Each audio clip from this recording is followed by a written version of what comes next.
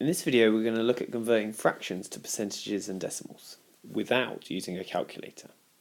Now they'll never ask you something too tricky to convert into percentage and decimal that's a fraction. And as this table shows here, I would definitely expect you to be able to change any of those fractions into percentages, and the same with these here. If you're unsure on the tenths, just remember that 1/10, let's see how I could write that as the equivalent fraction with 100 as the denominator. Well, to get equivalent fractions I times top and bottom by the same amount. So it'd be times the top by 10 and the bottom by 10. So 1 times 10 is 10. 10 out of 100, well if something's out of 100 it's a percentage. So there's why a tenth is 10%, and we could do the same for 3/10, 7/10, 9/10.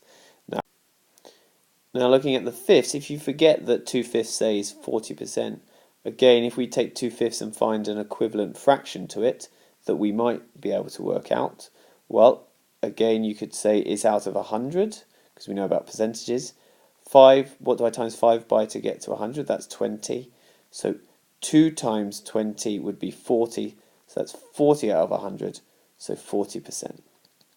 Now they might ask other things. For instance, they could ask you what 23 out of 50 is.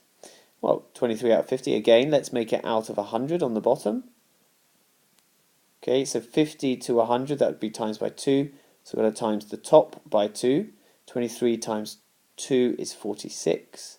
So 46 out of 100, that's 46%, or 0.46 as a decimal. Lastly, they could ask you what 16 over 25 is as a decimal and a percentage. So again, let's work out what it would be out of 100. So it means I'd times the bottom by 4 and the top by 4. So 6 times 4 is 24. 4, carry the 2. 4 times 1 is 4, add on the 2, 6. So 64 out of 100, which is 64%, or 0.64.